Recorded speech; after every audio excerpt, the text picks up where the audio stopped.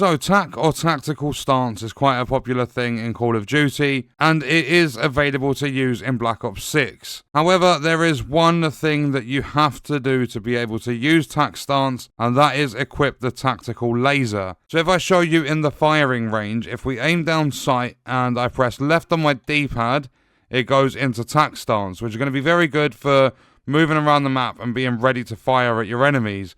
It's not the most accurate thing in the world. If I aim at the head and just like pretty much single fire, you're going to see a lot of bullets and missing.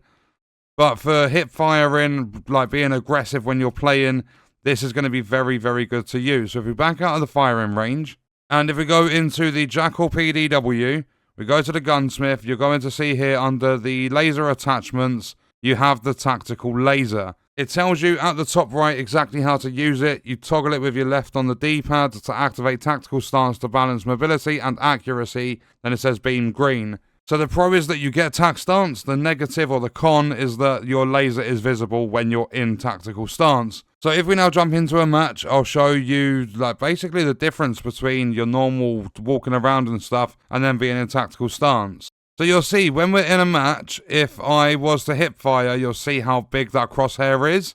But then if I press left on my D-pad and I turn on the laser, it doesn't change the size of the crosshair. But as long as you're aiming towards the end of that laser, like the tip of the laser, you're going to land a lot more shots. It's not going to be 100% accurate, but it's going to be a lot more accurate than if you're just standard hip firing.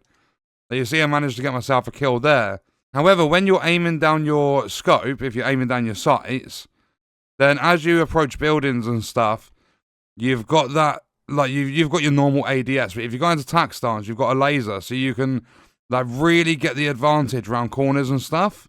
However, I would say using this, I would only really use it on the much smaller maps. I mean, it's quite good to aim for the head, because you've got that laser pointer, and I think tac stance just looks really cool anyway.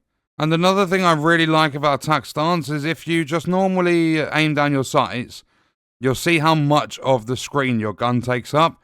Whereas if you go into tac stance, it takes up a lot less of the screen, like where your crosshair is. Like, 'cause obviously you're looking down the iron sights here, and then you switch over, you've got a crosshair and your laser, but the gun's being held down. So it's really good for accuracy, like being able to aim at heads better and stuff. Like there's just a lot of advantages of using tac lasers, obviously in certain situations. So when it comes to going into tac stance, you don't need to aim down your sights or anything like that. You press left on your D-pad, you'll see the laser going on and off.